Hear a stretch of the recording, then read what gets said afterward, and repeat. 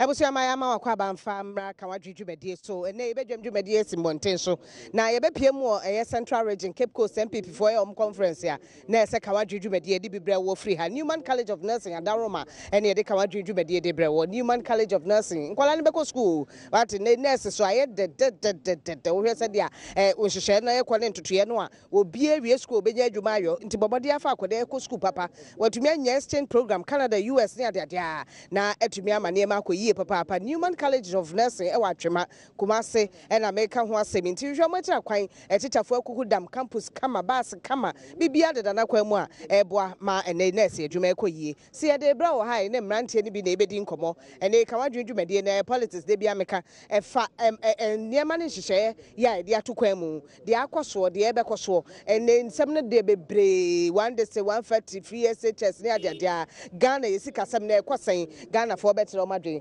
mo hana fe ye ni nkomo ekakra de obedi nkan ye eja ye fra osen the firm Badwam yo Badwam bako de enyame Adom ka wadwudwumade se de ye no na politics omampanyini ba ye ko bosome be nwotwedie uhunu ne masen fa economy free SHS wodwen ho sen I think so basically at the moment hunu say bibia da ne kwan so governance enye ade a as out of the vacuum.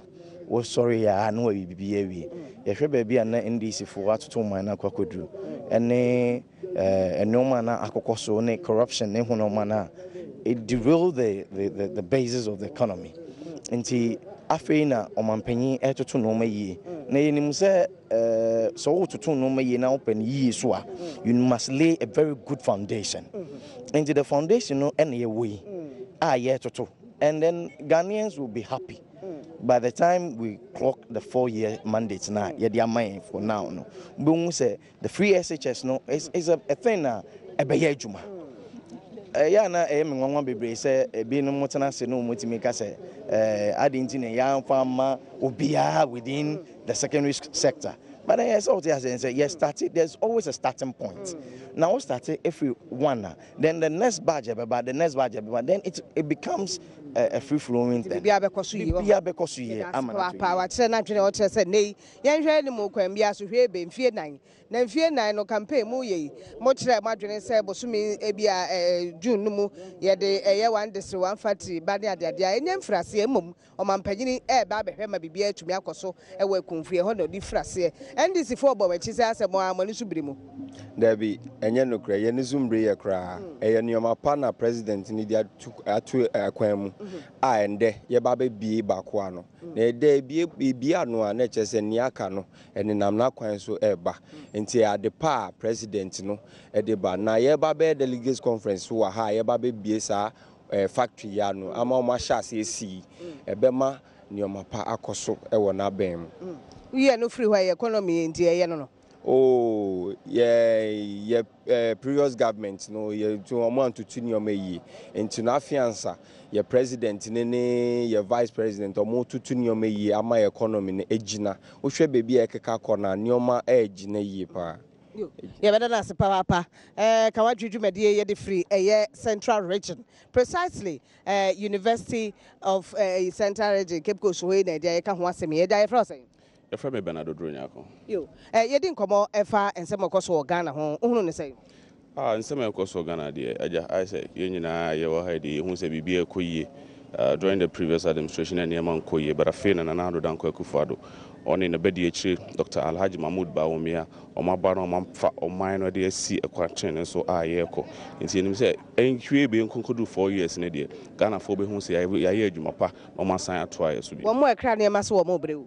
Bread because will be a every or more cranium every, but near mother that comes to a baby near me because said no coming sounds me Jumon Habo, yet the near to Tunaquam said a beya, Ibia Eberco taught into that's Papa Kawaju Medie and ye Debra Newman College of Nursing at Daroma. Your first said that. Your friend Uswamio. You Usu, and then your dollar answer into me, Papa.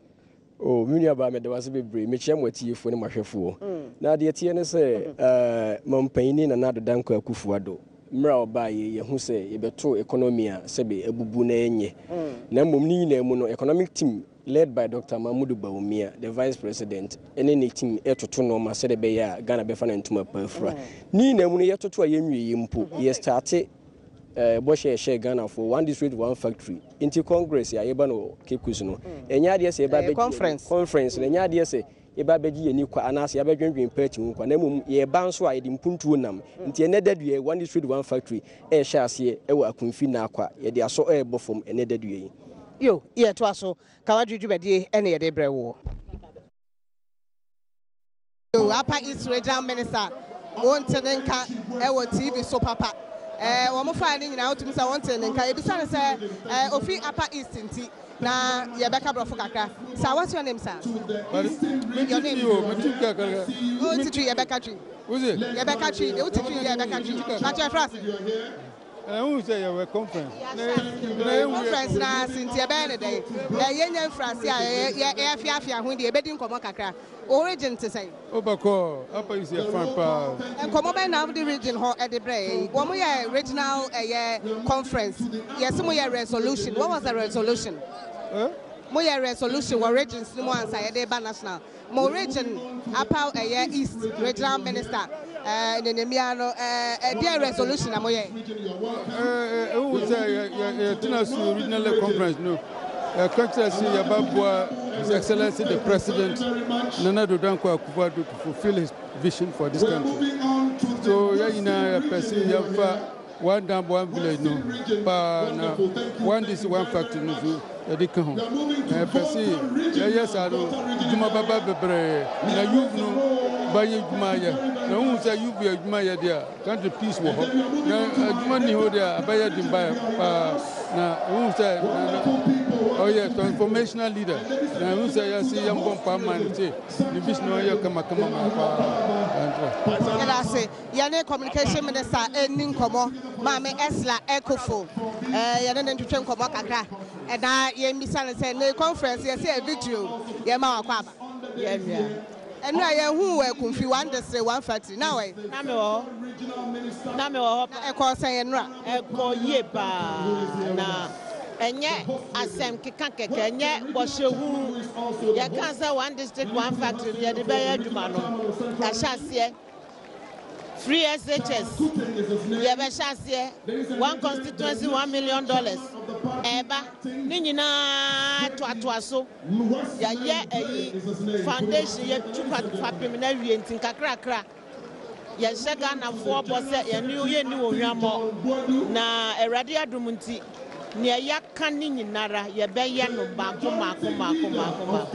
What's your expectation for this conference? You say my resolutions be from constituency region and then the Modeba national. Yeah, no more shall find some with me and dear Dawakuma Swam with me as a son or I bet me a one. Me some need a dross of bebre, na metchain. Na ye di young common via near a month for the one I bet you to me in a Yana say, Yane a majority leader deputy and they the kind. Yeah, Mamma Adwasa for Sansu, your minister, Ekaho, Yenchiano, Yamada Kwaba, Emra conference. Yes, Michio Minia by near Omwe Hayina. Tituni Domikwa Benya for Yachiamo. At one week and they Jumedia no hair because I say a triple victory over 44 against the Muna Enwa. Now a victory can say a mama who conference, and we who say. Oh, Nyamia Dumia Baye, Bibia Kokama, Central Region, Muse, about to a train, Moding Pa, and round so His Excellency the President, or Ekunfi Ekoye, one district, one factory, no Copa Huntuma, and not just Central Region for.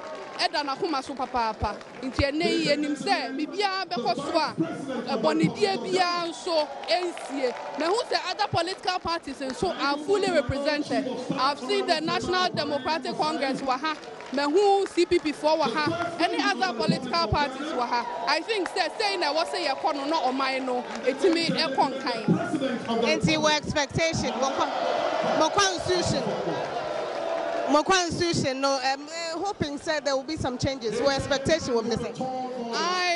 changes in the yenim say bebre besisa eti emre ni dru a ya yin e wo parliament members of parliament majority leader set up committee or the lawyers for be see what say omunhwe na MPs no omo input in the constitutional amendments no yem famra tini nyina ka ene majority leader speech na obeka no ho a mrahye bedwamfo yen so sane ye feel say constitution in sakraye e wo say be mu no ene ye nyina ye be mu ye ba me adwasafo ena Martin Nkano ye rekwan say ye the Minister of Education ene Natefo, Nagratefo, Womunina Sakraya Kakra Bemua, Yehakwan say, Ebetimia Baswana, and see Yane Honorable Napo Entertain Como. Honorable Aqua. Yeah, I never. Honorable, Jumedia, who the same? MPP didn't fear you, Ghana didn't fear you, sir. From the convention, Papa no didn't fear your soon. It's a day, Yakupon, the Amansha. If feared your soon, Bronima, Bravo, a diamond jubilee. If feared your a silver jubilee. Yame and the Danase, and Rama, Afiabatu, Lord of Manashe, and Crofua, also new show. We are asking, and they ask because you know the reason being the constitution of your party, there is going to be an amendment. Hopefully, one of the things I know Moka wants a man had was Obi opposition, there were party now Yamani minister, and they said their president, Tama, executive Simbebre, Juma Yanwa. That kind of change, you are hoping, say, a bit Yaba. I didn't join political party. The joint political party said, you bet Shayadri, now on mine, needed to be a share, sir. It is all your political party that is to be shown, sir. I am for audio book or a prayer. Oh, no, Mubadia or mine. The big crowd here. Won't cut Oma Muko and see it by your mouth to me. It's a Ghana Kadi. Oh, one contact quadibi. The idea of a chair. Kobe and a Kobe, very bechim. Obukosa, a hold on bechim. One consulting. And then the teacher of BGB. It's and one of your political parties, sorry. Your joints a bit to me near the end of minus. It's your man who corporate to me. Oh, no, also the minus. It's in a expectation with the constitution. What do you think they should change? Constitution never come once a withdrew. So be a challenge. Yeah, but that's honorable. I say, Yane, and Crabbe, if I that honorable entering Komokaka. One day, my chain riding him, and they as some Pepe Biamate and MPP for the Yom Moduman. We have to favorite tune. And on I know, I need Pacha. Okay, yeah, besides our expectation for this conference, anything. Oh, me o jidi se sanhye mu we ya yabano ebe ma ye nyina ya kai baby ye free and na problems are ye go through na botaya eda yanim say o mine ye hwe so for the next 4 years.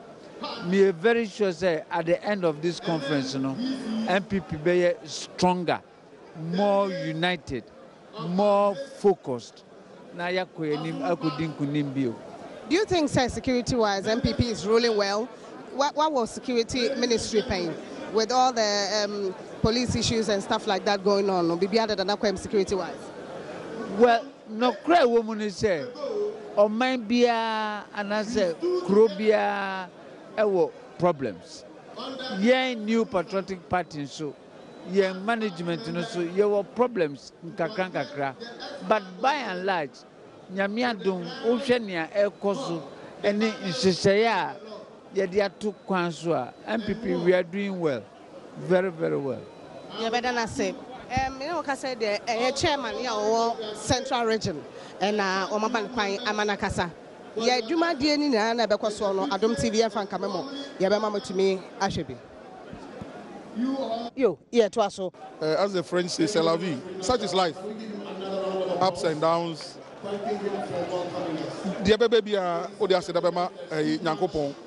then again, that's the beauty of Ghana's democracy. Togo, opposition, any ruling government, party, and to maintenance, ending common. Now, any Mincroft, NDC MPP atun safre ni etumi aba omo agye awawa tu saa so na yeso ye de na etun safre omo a omoba. That's the beauty of our democracy. Coming to Cape Coast, looking at security, looking at governance, within 8 months, what's your assessment? Well, say Enora, Omoko Kati sought for the construction of a pineapple factory no or Ekuvi. Yeah, started any secure facility no through JICA, Japanese International Cooperation Agency. That has been in contention at the moment. It is a fact. But what I'm saying is that is what we want as a country to develop. Say NDC Nadibayo and MPP Twaso, say MPP Nadibayo and NDC Twaso. Nina Ghana Kanko, any Ghana Puntu, any Hiayen. Ghana NDC dia, Ghana MPP dia, Ghana dia. So anything that we shall do or we must do to build a better Ghana, we are all for it. And that is why we are here to wish them well. 8 months, of course, a lot of unfulfilled promises. Within 100 days. Schools, SHS coming up. SHS, I know a number of students last year almost qualified for SHS, but almost in 1 year because I will force it. Put them in 1 year. Bibi Papa Nam so Eba. This year, will they enjoy the free SHS? Where are the trunks, the chop boxes? Have they been bought already for them? The mattresses, the blankets? So, a lot of unfulfilled promises in 8 months, but still, we wish them well. I like what I'm seeing, the arrangement here, where the party has been given a place of honor here, where regional chairmen and regional secretaries have been duly recognized, appointees are on the other side. That is how it ought to be. That is what you're going to be doing? That's it. This business where people think that they are appointees and that they are more important than the political party, it shouldn't be so. The party is supreme. If the MPP had not won the power, will you be an appointee? In your conference will happen, they lose elections. It's an indication there. 2020, you will show depending upon the exigencies of the time and how you go about your organization. Yes, we've lost. It's a fact. No denial. It happened in 2004. We bounced back from 2 seats to 11 seats to 16 seats. So tell the MPP people not to enjoy themselves, to be happy in their euphoria of thinking that they've won 19 seats. They went to decorate a donkey to look as if it is a camel. Them project, is an NDC project. So they should even appreciate and acknowledge the Mahama government, the NDC government. The Minister of Information doesn't agree with you. Oh, Onuzo Bafaba, Tanzania. I heard you meant to be to us. Now my trouble. I'm from Africa, Sidunamintia, Wahafunina, and then I who me a mansion. Neda no question me there. Factory I was warrior. Now the echo. Na yakohe near head indeed. Them are working na hearing more research. Muna want us or no quera. I'm there. Wara whom Bibiana, whom there. And then the outgrowers are what would the pineapple Nima cotton. One ye ibinum one you drink como. Emma whom there. On yonder and a jaika na sedicum. Okay, boom, do or boon. Some said they didn't know Sedicom. I know population of all dosu. Sedicom Najaka was supporting. One to more support to be about 277 of them were on the project. A ban or support to one Mawudia. Imagine farms dodoa or now wedia Mawedum Pependra. Yehu de say a bear factory over to Muabua. And then mem dinara our factory horn. Ojitum then if feasibility studies are YN oh there sugar loafer wedia previously. Wama obenya good taste now other blend other ones are over to Mwanya juice papa na waye inti osafata then ka aban other credit other bama no way who there baby man she any free band no do factory stage and there waba power or baba tuado because a kumfi yeah expect one district, one factory, and what the young factory, what the brain. Because if you mad than it there, or your processor, and this are ban or chassis, no way do Pempendranka factory, never body, and another about you. Don't you say, I'm not that why I have. Until over there, on my hand, full one district, one factory project, and no cora, or by so secondly, Nanka Mimdo man paying dinner assembly to go Nanka why main launch for them one district, one factory project. And ka wabaka trehen one mahen timeline period to be outside there, offering them to them, and at that district, our central region. 20 of them 1 year confin to work at 19 by antihi or more one day indeed or your launcher what if my national program and another a confit dinara what by 2 in our fire wasn't or no and a worried than it. The bad region had one. Yeah, there were 2 factories in one district already. And to one district, one factory. I asked Papa, so yeah, criticizing Casa will be to be baby. Now you can say, the Papa, and so a bono motion. Yeah, bonfire some bit my man. And the Neomokoya near Kumfi and Rano, Empire near Bo. Say, Enquire Senia, a seaward President Kofo time. What happened to the Rural Enterprises Program? What happened to it? And to know, yeah, bonfire said 1 district, 1 factory, no. Enquire Senia, Rural Enterprises Program, no, I'm the buyer, no, Yanti won't review, no, Empire near Boss. Be you better say. Well, menyahu PNC ewa ha. Menyahu PNC ewa ha say. I don't know whether the issue say cause one more party meeting or more rep anyhow there, I don't know.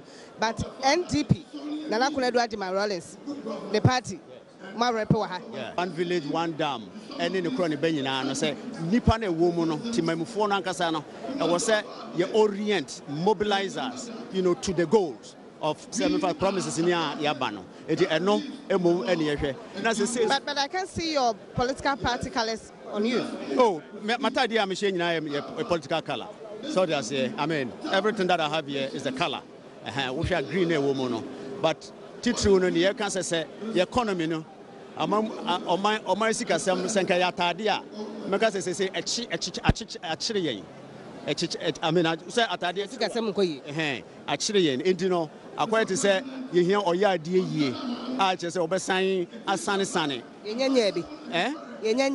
Oh, eh, you were GDA, Ewo, Nana, Adodanko Kufuadum, you were GDA Wunumu, a big crown is a free SHS, eh, at least Simsa, line beer, they say, what beer, you was it, you won't any high cacra. No more, a new payo, so to say, your bonfire, say, be baby payo. So far, so good, eh, my.